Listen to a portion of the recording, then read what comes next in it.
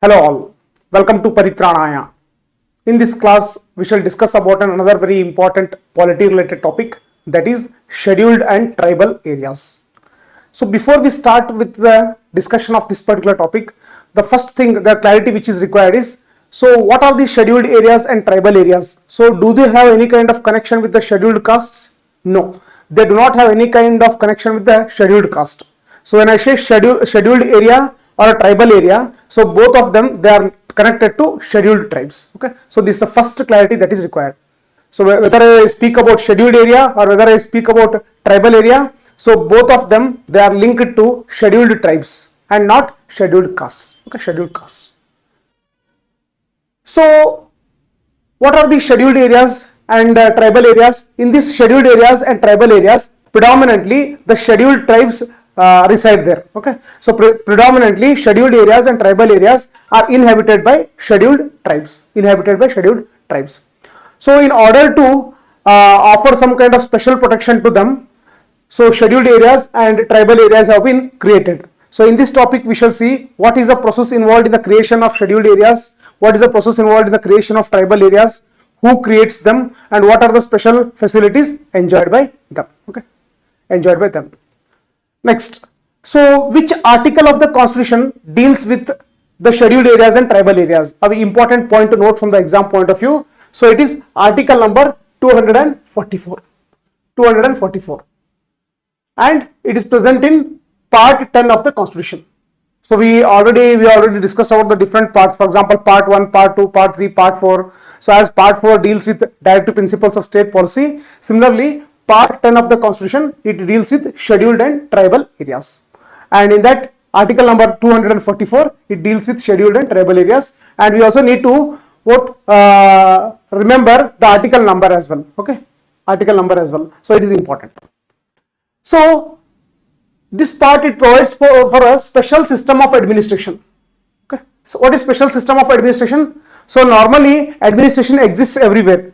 Now if you look at a particular state, so here in some of the areas administration will be done by center, and in some of the areas administration will be done by the state. So when I say areas, I am speaking about subject. For example, we already discussed about the 7th schedule and all. So in the 7th schedule we have different lists: union list, state list, and concurrent list. So when it comes to union list subject, for example currency, so it is implemented by center. When it comes to health, it is implemented by state. Okay, state. So already a system exists, but here a special system of administration is used in order for the welfare of the scheduled tribes. Okay, so this point needs to be emphasized. So it provides for a special system of administration for certain areas, designated as scheduled areas and tribal areas. Okay, tribal areas. Now next, we also discussed about the various schedules of the constitution: schedule 1, schedule 2, schedule 3, and so on. So totally we have 12 schedules. Okay, 12 schedules. So here important point to note are 5th schedule and 6th schedule. Okay, especially in this topic. So 5th schedule of the constitution, it deals with scheduled areas. 6th schedule of the constitution, it deals with tribal areas. Okay, tribal areas. Now do not go into the deeper aspects of how exactly is the difference between the type of people residing in scheduled areas and tribal areas. Okay, do not go into the deeper aspects. Just remember that in both scheduled areas as well as in tribal areas, predominantly who reside there? Scheduled tribes. Okay, scheduled tribes. Now the next question is, in both the places, if scheduled tribes itself reside, then why did not they use a common name called a scheduled area at both the places? Why did they use two different names like scheduled area and tribal area? So it is beyond the scope of our examination, beyond the scope of our discussion. Let us not dwell into those aspects because they are not important from the examination point of view, and even they are not mentioned in our books as well. Okay, so we shall not go into those aspects. For us, what is important here is, so in which all states we have scheduled areas and in which all states we have tribal areas. Okay, tribal areas. This is important from the exam point of view. Now we understood that 5th schedule deals with scheduled areas and 6th schedule deals with tribal areas. Okay, tribal areas. Next question is, which all states have scheduled areas and which all states have tribal areas. Okay, so here I have shown 1, 2, 3, 4 states: Assam, Meghalaya, Mizoram, and Tripura. So in these 4 states we have tribal areas. we have tribal areas. Okay, whether the whole state has been declared as a tribal area? No. In a particular state, some areas will be declared as tribal areas. Okay, some areas will be declared as tribal areas. Now, next question is, in that particular area, whether all the people are only tribes? No, there may be non-tribes as well. There may be non-tribes as well, tribes as well. But predominantly, it will be who will reside there? Scheduled tribes will be residing there. Okay, tribes will be residing there. Now here, if you look 1, 2, 3, 4, 5, 6, 7, 8, 9, 10. So these numbers, they indicate the state where the scheduled areas are present. Okay, scheduled areas are present. From this we understand that in every state scheduled areas are not present. Only in few of the states scheduled areas are present. So the question is, in which of the states scheduled areas are present? Okay, scheduled areas are present. So this information is also very important from exam point of view. So here in Andhra Pradesh scheduled area is present, in Telangana it is present, in Gujarat it is present, next in Jharkhand it is present, Chhattisgarh, Himachal Pradesh, Madhya Pradesh, Maharashtra, Odisha and Rajasthan. Totally in 10 states we have scheduled areas. Okay, scheduled areas. So this clarity is required, where scheduled areas are present and where tribal areas are present. So this fifth schedule deals with the scheduled areas. Fifth schedule deals with scheduled areas as well as scheduled tribes. Okay, scheduled tribes in any state. Okay, in any state except these 4 states: Assam, Meghalaya, Tripura and Mizoram. So all the other states, scheduled areas and the scheduled tribes residing in all the other states are dealt by 5th schedule. When it comes to these 4 states, it is dealt by 6th schedule. Okay, 6th schedule, administration of tribal areas in the states of Assam, Meghalaya, Tripura and Mizoram. Okay, Mizoram. Next,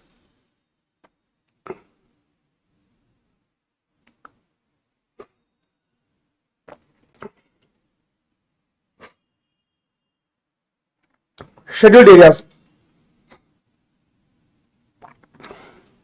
They are inhabited by aboriginals who are socially and economically rather backward. Okay, in scheduled areas. So why they have been declared so? Because the people residing there are aboriginals, means basically they have been staying there from time immemorial and they are socially and economically backward. So compared to the other people, okay, so they are socially backward. For example, they do not have proper educational levels, they do not have a good educational status, health status, etc. Similarly, for economically, they are not sound enough. So these are the various problems faced by the scheduled tribes who are residing in scheduled areas. So in order to uplift their condition, okay, in order to uplift their condition, so some special provisions are required, special efforts are required. Hence, scheduled areas have been created. So special efforts are needed to be made to improve their condition. So in order to improve the conditions of the people who are residing in scheduled areas, so as they are economically and socially backward, so in order to improve their conditions, scheduled areas have been created so that a special care can be taken. Okay, no doubt care will be taken by the government of all the others, but at the same time a special care will be taken with respect to these scheduled areas, okay, or inhabitants of scheduled areas. So the whole of normal administrative machinery operating in a state is not extended to scheduled area. So this is the important point to note. So when it comes to state administration, generally it is under the control of the state government, but the whole of the state government's administration will not extend as it is to scheduled area. It will extend with some exceptions, okay, with some exceptions. So what are those exceptions? We'll see later on, okay, we'll see later on. So just at the superficial level, now we shall understand that central government has a somewhat greater say, okay, greater say. For example, if I take any state, now let us assume this is Gujarat as a state. So for the whole of this Gujarat government has the power to implement all the schemes, okay, let us assume. But when it comes to a scheduled area within Gujarat, so Gujarat does all the work for scheduled areas, okay, implements all the schemes for scheduled areas. But here when it comes to scheduled areas, central government has a greater say. It means central government can direct the state government in what manner it has to implement the schemes, in what manner it has to bring the schemes for scheduled areas, okay. So here what we need to understand here is, when it comes to scheduled areas, central government has a what? Greater say, okay, greater say, more power when it comes to scheduled areas. Next, administration of scheduled areas. Okay, So here, first is who can declare a scheduled area. Okay. So we have seen 10 states where scheduled areas are present. Okay, scheduled areas are present.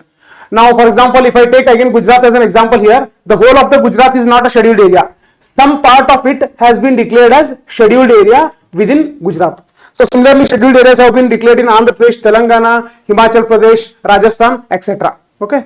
So who will declare it? President is empowered to declare an area as scheduled area. So this is a very important point to note. Okay. Who is empowered? President is empowered. In the examination, in the order to confuse us, they may make a statement like this. So governor of a state is empowered to declare as an area as a scheduled area. No, that will be false. President is empowered to declare an area as a scheduled area. So while declaring so, president will consult the governor of the state. For example, if a scheduled area is being created in the state of Gujarat, then president has to consult the governor of Gujarat. Governor of Gujarat while what? Creating a scheduled area, and also while altering the area and boundary. So whenever the area needs to be altered, it has to be enlarged or it has to be what, shrinkened. So in that case also president can do it with the consent of the governor. Okay, so with consultation with the governor, not consent, with the consultation with the governor.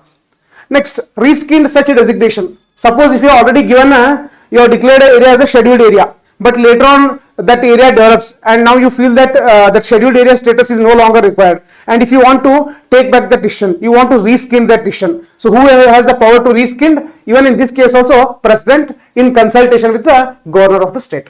So in order to reskin the scheduled area which has been declared in the state of Gujarat, so president can do it with the with the help of the consultation with the governor of Gujarat. Governor of Gujarat. Next, executive power of state and center. So this is very important point to note, and also okay. So executive power of state and center. Now, while discussing about the center-state relations, we have discussed how the executive powers are shared between center and state. So as an example, this is our 7th schedule. So in the 7th schedule, we have union list and state list as well as concurrent list. But for our discussion, I have only taken 2 lists, union list and state list. So I have considered one example of union list subject, that is currency. So currency is a union list subject. So law on currency can be made by parliament, and the subject of currency can be implemented or executed by central government. Okay, central government. Now health is a state list subject. State list subject. So law on health can be made by state government, and similarly when it comes to implementation, state government will implement it. Okay, state government will implement the health related subject. Health related subject. Now if I take again Gujarat as an example, Gujarat as an example. So let us assume health related some building of hospitals. Okay, building of hospitals. So it's a health related subject. So state government will decide. So in which particular place hospitals have to be built. It is a discretion of the state government, because health is a state related subject. Okay, state related subject. So wherever it wants, state government can build a hospital, and the way it wants to build, it can build it. Okay, it can build it. But when it comes to scheduled area, when it comes to building a hospital in a scheduled area, so who can build a hospital in scheduled area? Yes, obviously state government itself can build a hospital in scheduled area. Okay, in scheduled area. But here the important point to note is, when state government wants to do some work in a scheduled area, it cannot do at its own discretion. Means according to its what whims and fancies, it cannot work. Here it needs to take the direction of the center. So as the center directs, according to that, it has to implement the things in the scheduled areas. So this is a very important point to note. Okay. So the same has been highlighted here. So executive power of state.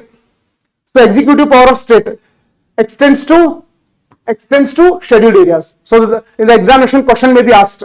So in scheduled areas, whether the executive power of state extends or not, yes, it extends. Okay, it extends. But at the same time, the executive power of center also extends. In what fashion? It extends to giving directions to the states. Okay, regarding the administration of the scheduled areas. Okay, so when it comes to states executive power extends to scheduled areas. So it can implement the health related things in scheduled areas. But before implementing, it has to take the directions of the center, and as per the directions, it has to implement the schemes in the scheduled areas. So this is how a scheduled area in a state and a non-scheduled area in a state differ. So while implementing any schemes in a non-scheduled area in a state, so Gujarat government need not take any direction from the center. But while implementing any kind of schemes in the scheduled areas, Gujarat government has to take the directions of the central government and act accordingly as far as scheduled area is concerned. Okay, so this point is very important. This point is very important. Next, apart from that, governor has to submit a report to president. So if I take Gujarat as an example, so Gujarat governor has to submit a report to president regarding what? Regarding administration. So whether the administration in the scheduled area is going on properly or not. So all this information the governor of Gujarat has to submit it to president. Similarly, the governor of every other state where there is a scheduled area, whether it is Rajasthan or whether it is Andhra Pradesh or Telangana, so the governors of all the states have to submit a report to the president with respect to the administration. Okay, administration either annually, okay, either annually or whenever so required. Whenever the president requires such kind of report, so governor has to submit the report. Even this point is important from exam point of view. So here we understood.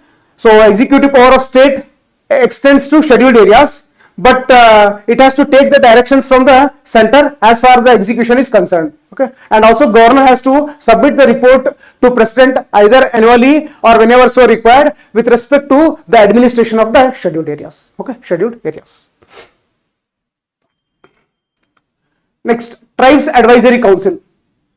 So for the administration of the scheduled tribes, so there is a provision of Tribes Advisory Council. So we need to understand this from exam point of view. Okay, exam point of view. So as per the constitution, each state having a scheduled area. So SA indicates scheduled area. So each state having a scheduled area should establish a Tribes Advisory Council. Tribes Advisory Council. So what are these Tribes Advisory Council and what do they do? They advise on the welfare and advancement of scheduled tribes. So the Tribes Advisory Council which has been formed, its job is to advise on the welfare. Okay, what kind of welfare measures have to be initiated. So all these advices are done by Tribes Advisory Council, and the intention is to what? Intention is the advancement of scheduled tribes. Okay, scheduled tribes. Now the next question is whether every state has a Tribes Advisory Council. Not every state. So in whichever state there is a scheduled area, then definitely there should be a Tribes Advisory Council. So as per our discussion, we got to know that there are 10 states where scheduled areas exist. So definitely in all these 10 states, there should be Tribes Advisory Council. Okay, Tribes Advisory Council. Now next question. Now if there is a state where there are no scheduled areas, then will there be no Tribes Advisory Council over there? Next question. So here is an exception. Can also be established in a state having scheduled tribes but no scheduled areas. So this is a very important point to note. So there are many states where there are scheduled tribes. Scheduled tribes exist in that particular state, but there are no scheduled areas. Okay, there are no scheduled areas. So in such states, for example, if I consider Karnataka as an example, in Karnataka we have scheduled tribes, but there is no scheduled area in Karnataka. There is no scheduled area in Karnataka. So can we have a Tribes Advisory Council in Karnataka? Yes, Karnataka can have a Tribes Advisory Council if the president so directs. So who has the power to create? President.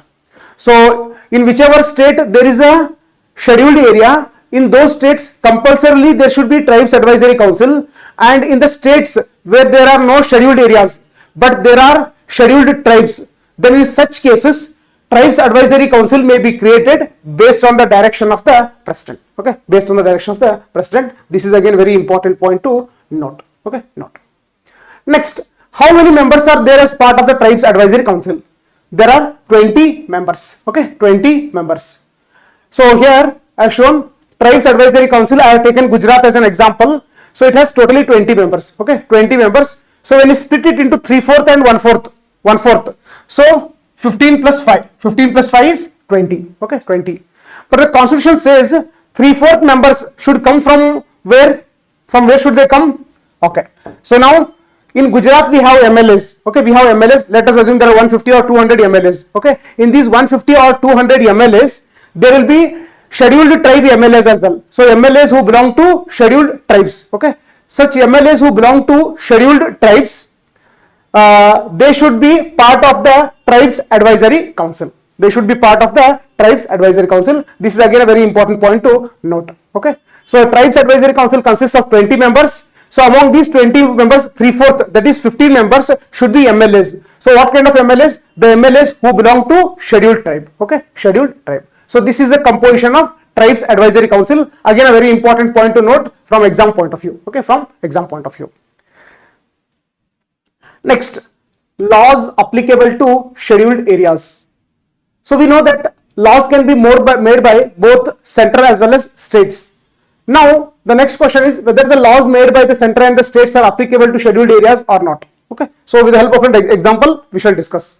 So here, I have taken the example of Gujarat. So this is a Gujarat state. So within Gujarat state, we have a scheduled area. Okay, scheduled area.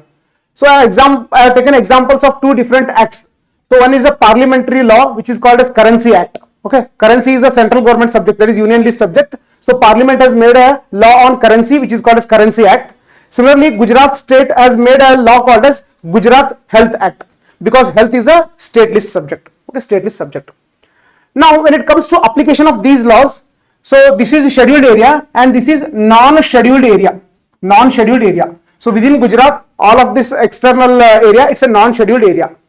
So here in this non-scheduled area, so this currency law will also be applicable. Similarly, Gujarat Health Act will also be applicable. But when it comes to scheduled area, Currency Act will not be applicable. And Gujarat state law will also, Gujarat Health Act will also not be applicable. So who will declare that these two laws cannot be applied to scheduled area? So who enjoys this power? This point is important. So here, governor is empowered. Governor is empowered to direct that act of parliament. For example, Currency Act or state legislature. For example, Gujarat Health Act does not apply. Okay, does not apply to scheduled area. So governor is empowered, or apply with specific modifications. If at all you want to apply the central law, for example, Currency Act or Gujarat Health Act, then it has to get applied to scheduled area with certain modifications. Okay, modifications. And who will specify the modifications? Governor will specify the modifications. So this point is very important to note. So in order to confuse us, they may replace this governor with president. They may say in the prelims, so governor is empowered to direct that an act of parliament does not apply to scheduled area. If they make such kind of statement, that will be wrong. So here, governor is empowered and not president. Okay, governor is empowered. Next, governor can also make regulations for the peace and good governance. Okay, when it comes to scheduled areas, so governor can make certain regulations, that is similar to act. Okay, similar to act, governor can make regulations for peace and for good government of scheduled area. So how governor will do it? Governor will make such kind of regulations after consulting with Tribes Advisory Council. Okay, Tribes Advisory Council of Gujarat. So governor will consult the Tribes Advisory Council, and after consulting, he will make the regulations. Okay, regulations. So these regulations, the regulations made by governor with respect to the scheduled area, may prohibit or restrict, may completely prohibit or restrict the transfer of land by or among members of scheduled tribes. So this is very important. So what does it mean? So let us understand with the help of an example. So this is a, let us assume scheduled area. So there are, let us assume persons, person 1, person 2, person 3. Okay. So let us assume a person who is person A, who is not a scheduled, who does not belong to scheduled tribe. Okay. Person 1, person 2 and person 3, they belong to scheduled tribe. And this is scheduled area.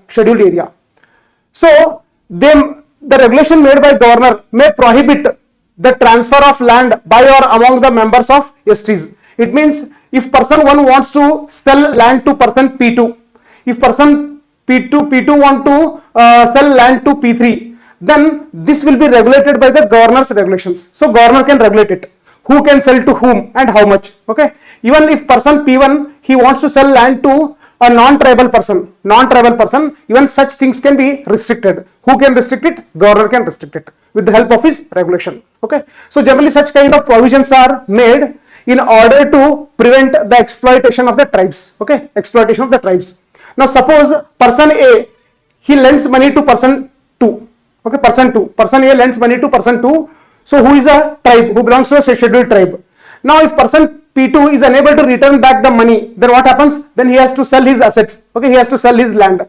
So in this way, there are chances that person A might subject person P2 into debt trap, and he may be forced to sell the land. So in order to prevent such kind of things, so governor will make regulations. Okay, so this is very important point to note. Okay, very important point to note.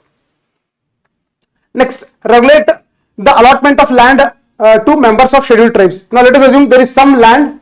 Okay, land, it has to be given to different members of scheduled tribe, person 1, person 2 and person 3.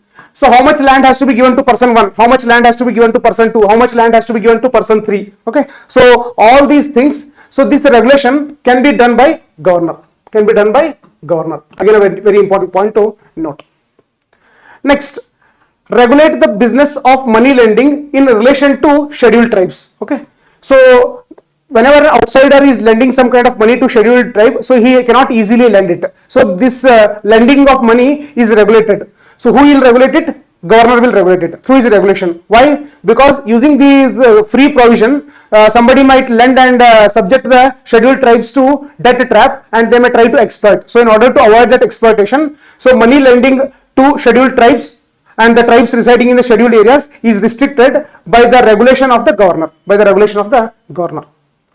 Next, regulation may repeal or amend any act of parliament. Now generally any act of parliament or scheduled area which applies to scheduled area, okay, which applies to any law of parliament or state legislature which applies to scheduled area, okay, governor, what he may do, he may repeal it or he may amend it. So governor has that power. Okay, governor has that power. Okay, any law which applies to scheduled area which has been made by parliament or state legislature can be can be repealed or amended by governor. This is also very important. Next, all such regulations, so all type of regulations which we discussed above, which are made by governor, so it requires assent of president. Okay, before finalizing or before implementing, so these regulations, they require the permission of president. This is also very important. Okay, very important. So in the examination, if they make a statement, who can make the regulation? Governor. So whether president's assent is required? Yes, president's assent, final assent is required. Very important. Next, Constitution requires the president to appoint a commission to report on the administration of the scheduled areas and welfare of scheduled tribes in the states. So Constitution, what it requires is, requires the president. So president will appoint a commission. So what will be the job of the commission? The job of the commission will be to study the various scheduled areas, okay, which are present in the different parts of the country, and see whether the administration is going on properly or not. Okay, and based upon that, the commission will report to president. So it will report with respect to the administration of the scheduled areas, and also it will report with respect to the welfare of the scheduled tribes, whether the scheduled tribes welfare is taking place properly in the states or not. So on this information, the commission will report to president. So very important information. Next, first commission, such commission was appointed in 1960. Exact year is not important. So it is UN Debar Commission. Okay, UN Debar Commission. Next, second commission in 2002, it was constituted by Dilip Singh Bhuria. Okay, so UN Debar and Dilip Singh Bhuria, these commissions were appointed by president to report on the administration of the scheduled areas and welfare of the scheduled tribes. Okay, tribes. Next, states with scheduled areas. So already we have seen the states. So Andhra Pradesh, Telangana, Gujarat, Jharkhand, Chhattisgarh, Himachal Pradesh, Madhya Pradesh, Maharashtra, Odisha and Rajasthan. So the list of these names are very important, and we should memorize these names, and we should be able to identify when such kind of questions do appear in the prelims. Okay, so important. So in the prelims they may ask you a question like, which of the following states have scheduled areas? So if they ask such kind of question, then we should be able to tackle such kind of questions with the help of the information which is being provided here. Okay, provided here. Next, tribal areas.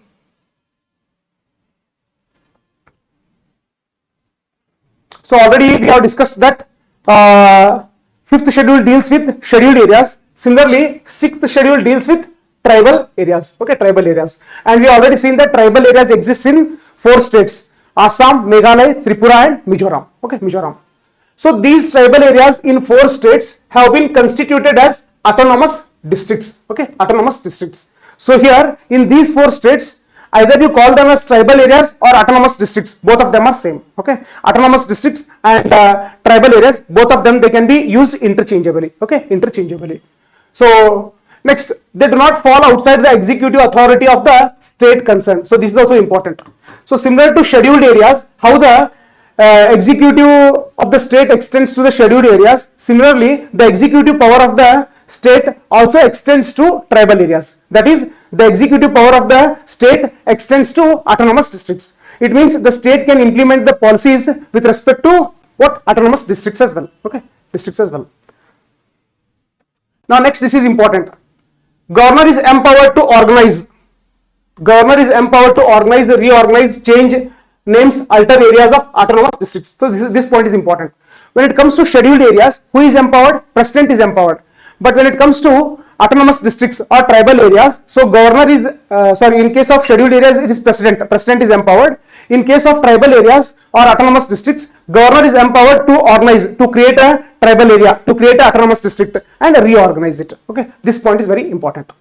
Next, in one single autonomous district, in a single tribal area, if there are different tribes, okay, so it is not necessary that people belonging to one single tribe should stay in an autonomous district. So there may be people belonging to different tribes. Okay, so if different tribes are present in an autonomous district, then governor can divide the district into several autonomous regions. This is also very important. So here in this example I have shown, this is an autonomous district. So this autonomous district has been within it we have several autonomous regions. Autonomous region 1, autonomous region 2, 3, 4 and so on. Okay, so on. So there is a provision to create autonomous regions for different tribes. Okay, different tribes. This is also very important. Next, each autonomous district has a district council of 30 members. Each autonomous district has a district council of 30 members. So here I have shown. So this is autonomous district. It consists of a district council consisting of 30 members. Okay, 30 members. So 4 plus 26. So these 4 members, they are nominated by governor, and the remaining 26 they are elected on the basis of adult franchise. It means all those who are above the age of 18, so they will participate in this election and they will vote. Okay, they will vote. So here 26 members are elected and 4 are nominated. Okay, 4 are nominated. So again, this information is important. In the examination, they may make a statement like this. So the district council members, all members are nominated. That will be false. All members are elected. That will also be false. So it consists of both nominated members as well as elected members. And nominated members are nominated by governor and elected members are elected on the basis of adult franchise. Okay, adult franchise. And the tenure of these elected members will be 5 years. Okay, 5 years. 5 years. This is important. And the nominated members hold office during the pleasure of governor. So as long as the governor is happy, they will stay in office. When the governor asks them to leave, then they have to resign and they have to leave, the nominated members. Okay. Next, each autonomous region also has a separate regional council. So we already seen that autonomous districts can have autonomous regions if there are different tribes. Similarly, each autonomous region can have its own regional council. Similar to district council, they can have their own regional council. So here we have a regional council corresponding to autonomous region 1. Here we have regional council corresponding to autonomous region 2. Autonomous region 2. Again, an important point to note. Okay, note. Next, district and regional councils.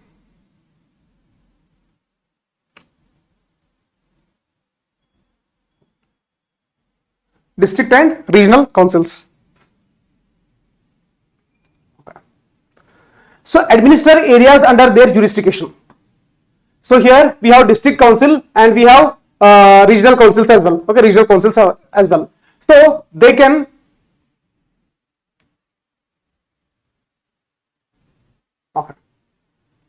So district and regional councils, they can administer the areas under their jurisdiction. So whichever area comes under their jurisdiction, so they can administer their areas. So while administering their areas, they can make laws. They can make laws on certain subjects like land. Okay, district council can make a law on land. Regional council can make a law on land. So district council can make a law on forest, regional council can make a law on forest. Similarly, both district council and regional councils, they can make laws on canal water, they can make law on shifting cultivation, they can make law on village administration, they can make law on inheritance of property, they can make law on marriage and divorce, they can make law on social customs, okay, social customs. So few of these things like shifting cultivation and all we will be discussing when we start discussing about geography, okay. So on these subjects, both district council and regional councils can make laws.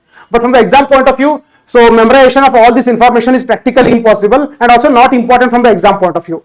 So from the exam point of view, what we have to think is, so which are the areas which make the scheduled tribes vulnerable, okay. For example, marriage related law, divorce related law, or land related law, forest related law. So whichever can make scheduled tribes vulnerable, in such areas district and regional councils can make laws. So at the superficial level, if we understand, then based on our common sense, so many times we will be able to arrive at the correct answer. So need not necessarily memorize all this information, okay, not important.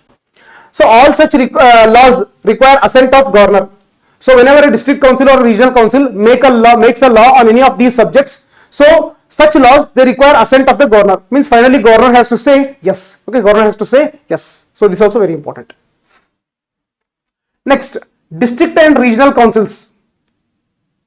District and regional councils within their territorial jurisdiction can constitute village councils or courts. This is very important, okay. So village councils or courts, they are nothing but they are like small court, okay. So for trial of suits and the cases between the tribes. So often disputes arise between the tribes. So when there are disputes, then where will they go for? So they will not go for the courts, so they will go for village councils, which are also called as courts, okay, village councils or courts. So whenever tribes have a dispute, so they will go to village council or court. Now who can establish a village council or court? So here both of them are empowered to create them. So either district councils can create them or regional councils can create them, okay, very important point to note. So in the examination, in order to confuse us, if they make a statement that only district councils can create courts, false, okay. Even regional councils are empowered to create courts or village councils, okay, in order to hear the disputes between the tribes, okay, between the tribes. Now if the judgment given by the village council or court, if it is not satisfying, so is there a way of appeal? Yes. Is there a provision of appeal? Yes. So they hear appeals from them. So who hear appeals? So district councils can hear the appeals from them. Similarly, if you are not satisfied with the judgment of the village councils or courts, you can even appeal to regional councils, okay. So appeals can be taken either to regional councils or district councils. Again, this point is very important, okay. Similar to how a Supreme Court hears the appeals from the High Court, similarly how a High Court hears the appeals from the district court, in the same fashion district council and regional councils, they can hear appeals from the village councils, okay, village councils. Now next, jurisdiction of high courts over these suits and cases. So normally high courts have the jurisdiction over all the matters, okay, or all the matters. Next question is, when it comes to dispute between the tribes, so whether high court has a jurisdiction, okay. So by default, high court does not have a jurisdiction, okay, high court does not have a jurisdiction. If the governor specifies, if the governor says that yes, high court can also give judgments with respect to the matters related to tribes, then high court can give judgment, okay. So that's why jurisdiction of the high courts over the suits and cases, by default it does not exist. If it is specified by governor, then high court can give judgment on the tribe related matters as well, okay, tribe related matters as well. Again, this is a very important point to note, okay, point to note. Next, district council. So district council can establish, construct or manage primary schools, okay, primary schools, very important. Now in the examination, in order to confuse us, they may make a statement like this. So district councils can establish high school, that will be false. They are empowered to establish primary schools. They are empowered to establish dispensaries, okay, ferries, fisheries, roads and so on in the district, okay. So these powers are only enjoyed by district council, and these powers, they do not exist with regional council. Again, an important point to note. So they can make regulation for the control of the money lending by trading by non-tribals. So as we discussed while discussing about the scheduled areas, same here. So district council can make a regulation so that outsider should not be able to lend money to tribal person and force him to selling of land or putting him into debt trap and all. So in order to avoid that provision, in order to prevent that, district council can make regulation for the control of money lending and trading by non-tribals. It means non-tribals, okay, cannot lend money to tribal people easily. Similarly, when it comes to any kind of trading with non-tribals, non-tribals with tribals, so that will not take place easily. So there are a lot of restrictions, okay, lot of restrictions. So all these restrictions are to protect the scheduled tribes, to protect the tribals, okay. Again, a point, important point to note. Such regulation require assent of governor. So whatever the regulations the district council makes, so such regulations, they require what? Final seal of governor. Very important, okay, very important. So while discussing about scheduled areas, we discussed that such programs, such regulations, they require the final assent of the president. Similarly here, they require the final assent of governor, okay, governor. Next, apart from that, district council and regional councils, they are empowered to collect land revenue, okay, and also certain types of taxes. Even this is also important. Now in the examination, in order to confuse us, they may make a statement like this: only district councils are empowered to collect the land revenue. Regional councils are not empowered. So that will be false. So both district councils and regional councils are empowered to assess and collect land revenue to impose certain specified taxes, okay, taxes.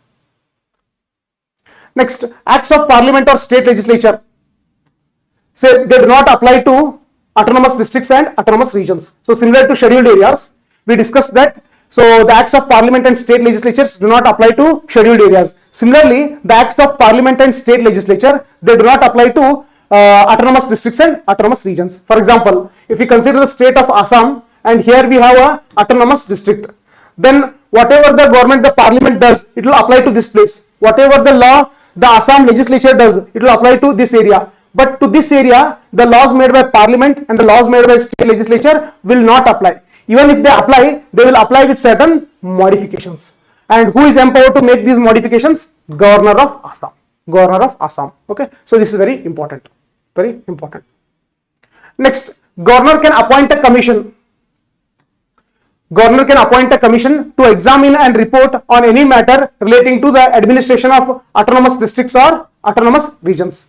So as far as administration of autonomous districts or autonomous regions is